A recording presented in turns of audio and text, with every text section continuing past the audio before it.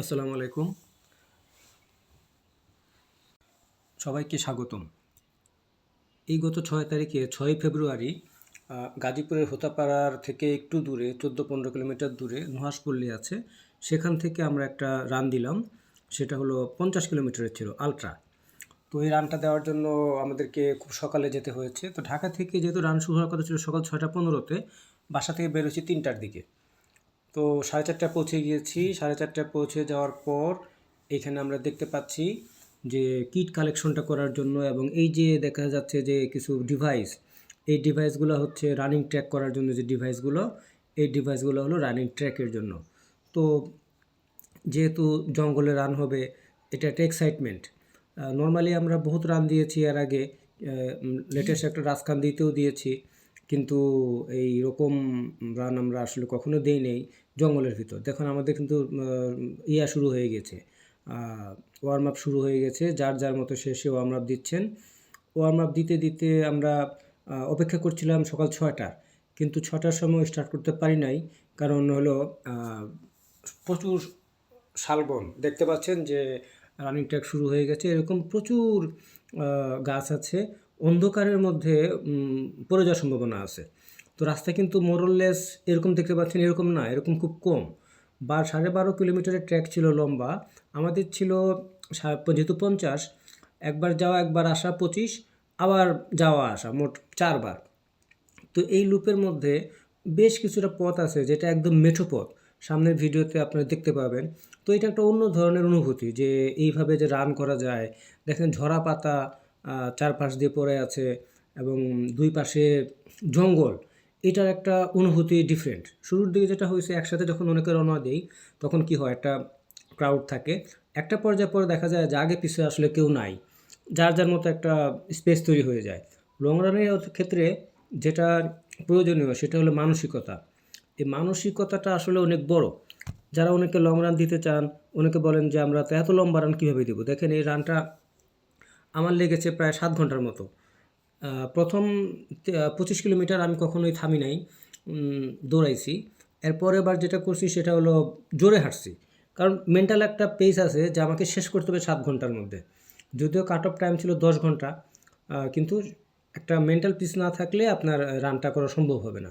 পথে যেতে যেতে আপনাদের জন্য এইরকম রানিং ট্র্যাক চিন্তা করলাম, রদ দেখার কলা বেচা যদি একসাথে করা যায়, রানিং ট্র্যাকটা করে নিয়ে যাই। তো বেশ কিছু জায়গাতে এভাবে আমরা দৌড়াইলাম। তো যেটা হলো যে আমাদের যেটা বলছিল যে এইখানে আসলে প্রচুর বানর আছে, যদিও সৌভাগ্যক্রমে বা দুর্ভাগ্যক্রমে বানরগুলো আমরা দেখতে পাই নাই। আয়োজকরা আমাদের বারবার বলেছিলেন বানরদের যেন আমরা কোনো খাবার না দিই বা কিছু পানি টানি না দিই, বা বানরদের সাথে কেউ যেন কোনো বাদরামি কেউ না করে। তবে আমরা কোনো বাদর দেখতে পাইনি, অ্যাটলিস্ট আমি দেখতে পাইনি। তো এই যে ট্র্যাকটা দেখেন, এই ট্র্যাকটা যে দৌড়াচ্ছি, রাস্তাটা দেখা যাচ্ছে, এটা কিন্তু নর্মাল ট্র্যাক না। মানে পুরো এই রাস্তাতে কেউ হাঁটেও না, এই রাস্তা দিয়ে পায়ের কোনো চিহ্নও নাই। এটাকে বলে ট্রেল রান। ট্রেল রানটা হইলো মানে পাহাড় জঙ্গল বাইরের দেশে যেটা আছে, আমাদের দেশে নাই। এই যে জঙ্গলটা দেখতে পাচ্ছেন, এখানে পায়ের কোনো চিহ্ন নাই। তো পায়ের কোনো চিহ্ন যে জায়গাতে নেই, মানুষ যে জায়গাতে ঢুকে না, এখানে দেখেন সামনে কেউ নাই, যত দূর দৃষ্টি দেখা যাচ্ছে এখন প্রতিটা বাঘ, সামনে কেউ নাই। এইসব জায়গাতে যে দৌড়ানোর যে অনুভূতিটা, এই অনুভূতিটা আসলে আপনাদের সাথে ব্যক্ত করতে পারছি না। এই অনুভূতিটা অনেক বড় ব্যাপার। এই মানসিকতাটাই গড়ে তুলতে হবে। এই মানসিকতাটা গড়ে তুললেই দেখা যাবে যে লং রানের সার্থকতাটা আসবে। দেখেন কি সুন্দর পথ। এই পথের মধ্যে একবার যদি কেউ ট্র্যাকলেস হয়ে যায় বা হারায় যায়, এদিক ওদিক চলে যায়, তার পক্ষে কিন্তু খুঁজে পাওয়া সম্ভব না। তবে প্রতি 2.5 কিলোমিটার পর পর হাইড্রেশন পয়েন্ট ছিল, যেখানে আমাদের এই কী বলে পানি, তারপর বিভিন্ন রকমের ফল ফলাদি ছিল, এবং সাইকেল নিয়ে ভলান্টিয়াররা প্রতিনিয়ত ট্রেল করছে। এবং কিছু কিছু জায়গা আছে যেমন ডান দিকে বাম দিকে কোন দিকে যাব, সেখানে তারা দাঁড়িয়েছিল, তারা মার্ক করে রাখছে, বা তারা ওই যে আপনার লম্বা তার দিয়ে যেটা হয় সেটা ব্যারিকেড দিয়ে রাখছে। তো সমস্যা হয় নাই। যেহেতু পরের বার যেটা হয়েছে, সেকেন্ড ল্যাপের ক্ষেত্রে একা যখন ব্যাক করছি, তখন এই যে দেখতে পাচ্ছেন যে একটা তারের ইয়ে গেল। তো তখন দেখা গেছে যে আমরা আসলে ওই ট্র্যাকটা ধরে ধরে চলে আসছি, কোনো ঝামেলা বা কোনো প্যারা অনুভব করতে পারি নাই আর কি। এই পথটা দেখে কি মনে হচ্ছে যে এই পথটা দিয়ে রান করা সম্ভব? এই পথটা দিয়ে কেউ হাঁটে? শুকনো পাতা পড়ে আছে দেখেন ডান পাশে, এবং শুকনো পাতার মর্মর ধ্বনি, এটা যে কী অদ্ভুত। তবে ওর একটা সাবধান থাকতে হবে এইসব ট্রেল রানে। দেখা যায় যে সামনে একজন স্পিডে যাচ্ছে, স্লো স্পিডে যাচ্ছে, আপনি যদি বেশি স্পিডে যেতে চান হয়তো ডান দিক দিয়ে গেলেন, দেখা গেলো যে একটা গাছের শিকড় এখানে পড়ে আছে, অথবা গাছের একটা গর্ত আছে বা একটা ইট আছে, এইভাবে বেশ কিছু রানার অনেক সময় দেখা যায় আঘাতপ্রাপ্ত হয়, এখানেও হয়েছেন। তবে সেক্ষেত্রে যেটা হয় সাবধান থাকতে হবে। এই যে ট্রেলটা দেখেন, এই ট্রেলটা দিয়ে ওই যে শুরু যে পথটা দেখা যাচ্ছে, এই পথটা দিয়ে যে বিজন পথ, কখন মানুষ হেঁটে গেছে। আমরা এই 12.5 কিলোমিটার ট্র্যাকে কোনো লোক পাই নাই, একটা মাত্র লোক আমি পেয়েছি, উনি টুকাচ্ছিলেন, খড়ি টুকাচ্ছিলেন, লাকড়ি আর কি যেটা বলে, শুকনো ডাল।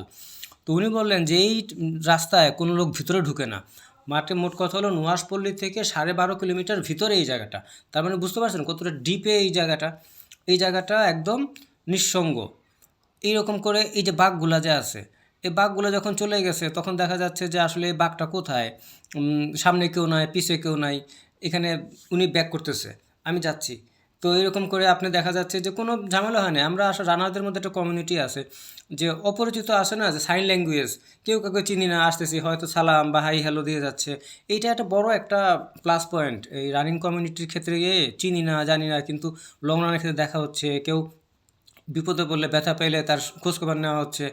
এই যে নেটওয়ার্কিংটা, এই যে সহমর্মিতাটা, এটা হলো লং রানের একটা বড় বৈশিষ্ট্য। এই লং রান করে আমরা কেন করি? লং রান ক্ষেত্রে কেন করি সেটা হলো যে শারীরিকের পাশাপাশি মানসিক ফিটনেস। মানসিক ফিটনেসটা আমাকে যদি বলেন, মানসিক ফিটনেসটা অনেক বড়, কারণ আপনার 7 ঘন্টা দৌড়ানো এটা not a matter of joke. 7 ঘন্টা দৌড়ানো এটা মানে কোনোভাবেই যদি মানসিক দৃঢ়তা না থাকে সম্ভব না। ওই যে দেখেন সামনের দিকে রাস্তা, একটা মাঠ চলে গেছে। সো এই পথটা দেখেন কি অদ্ভুত একটা ট্র্যাক, হ্যাঁ, দুই পাশে এই গাছগুলো কেটে ফেলছে, গাছগুলো কেটে ফেলে রাস্তা কেটে ফেলছে, হয়তো মাটি নিয়ে গেছে। তো এই রাস্তায় যে দৌড়ানো যায়, এবং একটুখানি যদি আপনি বেখেয়াল হন, নিচে যে গাছের দেখেন নিচ দিয়ে কিন্তু গাছ কাটে ফেলছে, মানে কিন্তু নিচ দিয়ে শিকড় আছে, এই শিকড়ের মধ্যে কিন্তু বেঁচে যেতে পারে। তো এরকম সাবধানে সাবধানে চলছে, কি রোমাঞ্চকর জায়গা। এই রোমাঞ্চকর জায়গাটা আসলেই আল্লাহর কাছে অশেষ রহমত যে এই ট্র্যাকে আমরা দৌড়াতে পারছি, বিশেষ করে আমি দৌড়াতে পারছি এবং শেষ করতে পারছি, ফিনিশ করতে পারছি।